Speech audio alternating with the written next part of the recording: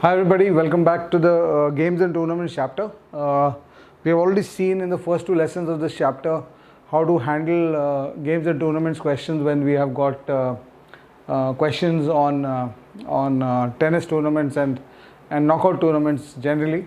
So knockout tournaments का logic हम लोग देख चुके हैं. तो अभी हम लोग इस सेशन में today's session we are looking at the logic of hockey tournaments, hockey and football tournaments. This is the second major area on which games and tournaments questions are asked. So if you look at hockey and football tournaments, typically there are a few things that you need to understand about hockey and football tournaments. So in a hockey or football tournament, the first thing that you need to understand is that based on the results of the matches, there is something called a pool table which is created. So pool table क्या होता है? What is the pool table? The pool table is a table that shows you the snapshot of what has happened in the current number of matches played by each of the teams. If a team has played 3 matches or 2 matches or 5 matches, how many matches it has played, how many it has won, how many it has lost. I'm quite sure most of you are familiar with that, especially those of you who follow any sports, especially football or hockey.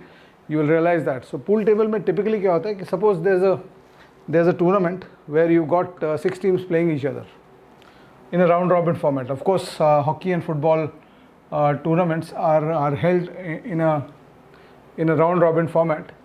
So let's say we've got 6 teams A, B, C, D, E, F playing each other in a round robin format. The round robin format में क्या होता है कि everybody plays each other once.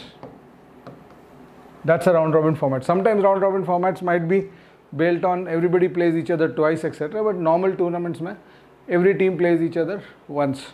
So the first thing that happens is how many matches will take place. So वहाँ पे you use the concept of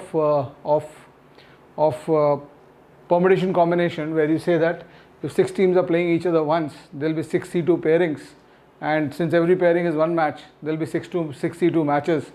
So there will be 15 matches in this tournament.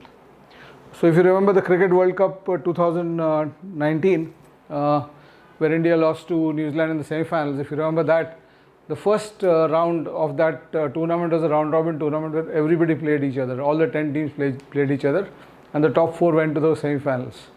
So when everybody played each other, 10 teams played each other once in the tournament.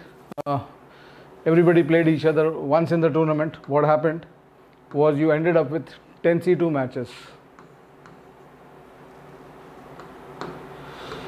You ended up with 10 C2 matches in the round robin phase of that tournament. So round robin में normally if everybody is playing each other once, NC2 matches ही होंगे. That's the first point.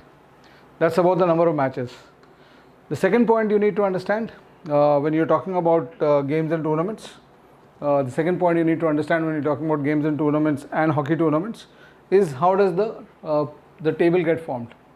So typically the pool table that you make, उसमें if you start putting all the teams A, B, C, D, E, F,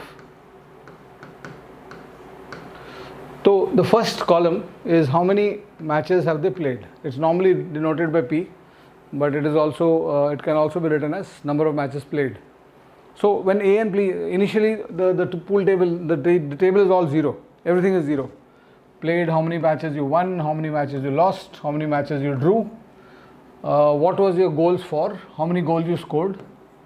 How many goals you were scored against you? Goal for and goal against. And then the variable which is derived from goals for minus goal against is called the goal difference. It can be positive if you have scored more goals than you have conceded, and it can be negative. Goal difference can be negative if your goals against is more than goals for. So goal difference, normally goal difference, a lot of tables don't show the goal difference. You have to calculate it from the goals for minus goals against formula, and it's not a difference. It is always if it's negative, GF minus GA is negative, then it is taken as minus whatever. So suppose there's a team that has scored